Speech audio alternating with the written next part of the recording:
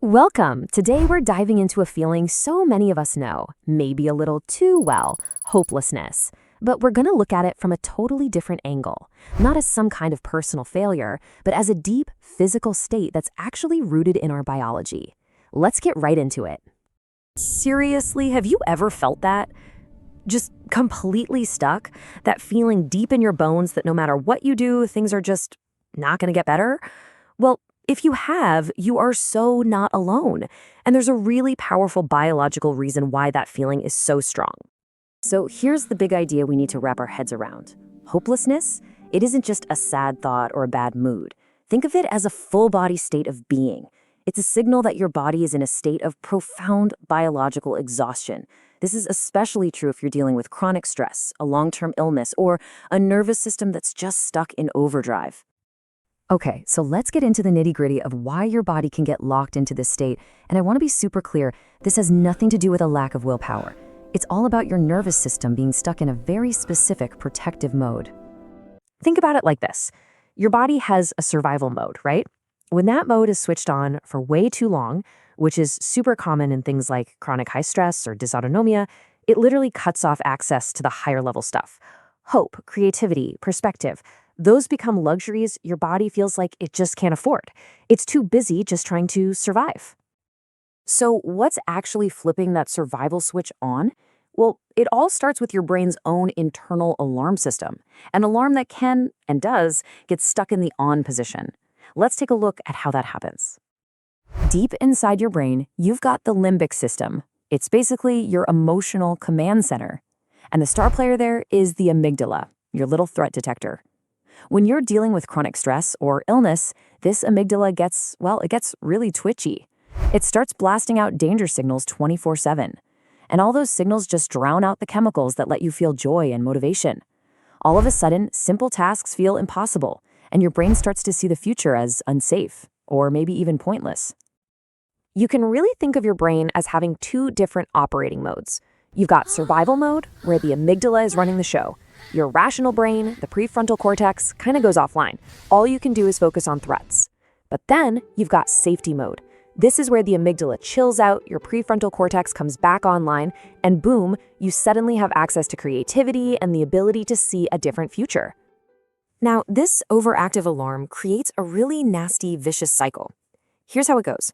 First, your brain detects a threat, and your body gets flooded with stress hormones like cortisol and adrenaline. But when that stress just keeps going and going, the system never gets a chance to power down. So what happens? Eventually, it just crashes. This is what some people call cortisol fatigue, and it's what leads to that feeling of being totally numb, flat, and just depleted. And this constant state of high alert, it doesn't just burn out your stress response, it creates a full-blown energy crisis across your entire body. You are quite literally running on empty. Let's talk about dopamine for a second. That's the molecule of motivation, of reward, of looking forward to things. But things like chronic inflammation and bad sleep, which go hand in hand with chronic stress, they totally mess with dopamine signals. And the result? Apathy, despair. It becomes chemically harder for your brain to feel motivated or to imagine anything good happening. And get this, it's not just in your brain. A huge amount of your body's serotonin, one of the main mood-regulating molecules, is actually made in your gut. So when your gut is inflamed, it sends stress signals right back up to the brain. This creates this awful feedback loop where inflammation makes you feel tired and down. And feeling tired and down, well, it just makes everything worse.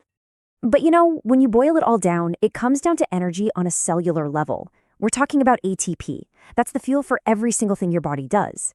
And when your cells can't make enough of it, everything slows to a crawl. And that includes your brain's ability to manage emotions or even imagine change. That feeling of being stuck, on a very real cellular level, it's an energy crisis.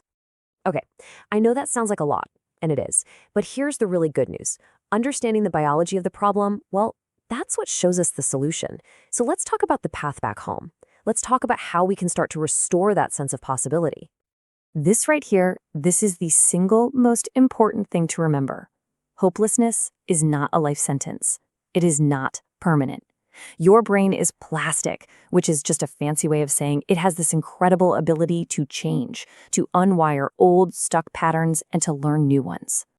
And the process for doing this has a name. It's called limbic restoration.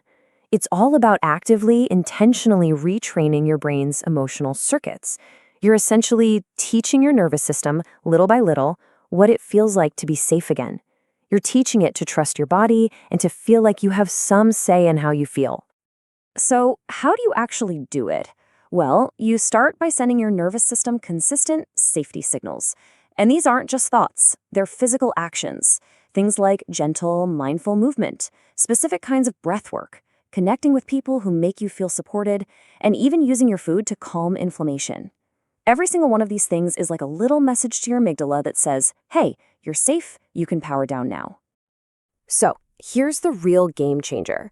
When you understand the biology behind this feeling, you can finally stop blaming yourself for it. You get to replace all that shame with some much-needed compassion. And you get to replace that paralyzing fear with a clear, biological path forward. I really want to leave you with this idea. If you are feeling hopeless, it is not proof that you are broken. It is not a sign that your life is over. It is a profound, intelligent signal from your nervous system.